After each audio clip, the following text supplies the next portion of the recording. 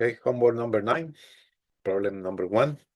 So what we have here, it's a very simple problem in which you have a noise source with flicker noise with a frequency FC of 100 hertz, right?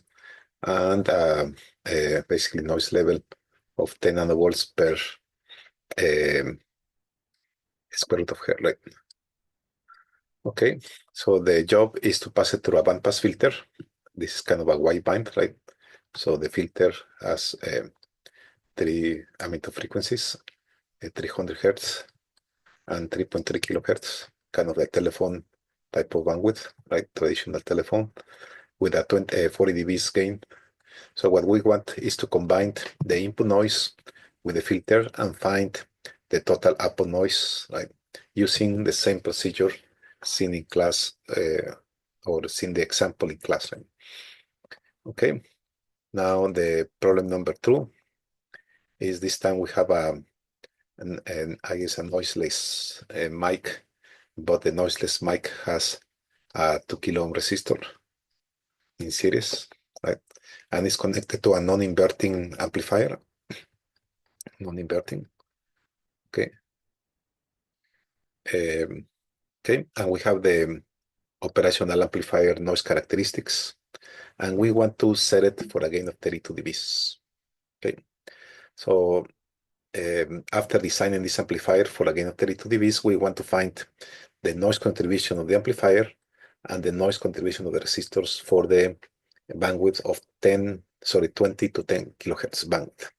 Okay, we want to compute the number input and output first, and then basically verify the results by simulation using LT-SPICE or multisim. Both simulators have the OP27 op-amp. Okay, now you have to deduct the noise and the thermal noise from the table. Okay. Now the next one is a reference source that you might actually use in the future in case you are designing a board and you need a voltage reference. The symbol is a Zener diode, but it's not really a Zener diode, right? It has a circuit on inside that allow you to set a 2.5 volt reference for your integrated circuit. Okay, and basically there is a circuit connected to it, which is resistor and capacitor.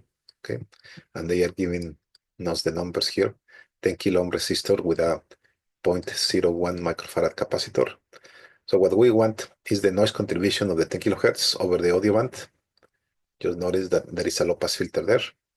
Then here's the noise contribution from the manufacturer datasheet. Just notice that this is not logarithmic. That's a linear scale.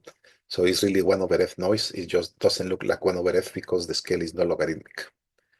Okay, but you can still find the 3 dB point for the corner between the thermal and the 1 over f noise. Okay, and the last part that we want to find the total integrated noise, right? There is no input in this case, it's just an output. And find the result by simulation. And I'm giving you here an example so you can use it as a reference, right? So we have the LT1009 available in LT-SPICE. And I have here my noise command and the integration, the total integrated noise, right? From, in this case, my simulation is from 20 to 20 kilohertz, but in this homework is up to 10 kilohertz. Okay. Now, problem number 4, it's instrumentation amplifier example. The LTC 1151 is especially designed for instrumentation applications.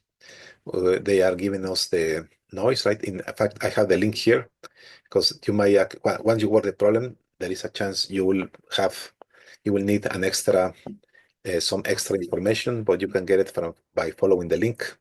In fact, you follow the link, there is already in the application notes an example of the dual op-amp instrumentation amplifier that you can use that one, or you can use the one that we cover in class.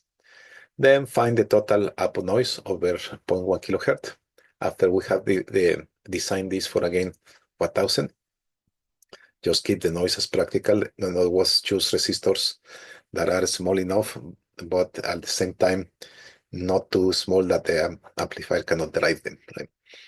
And then we want to have a first order low pass filter, right, with a pole at 100 hertz, and basically verify the results through simulation. And that's about this homework.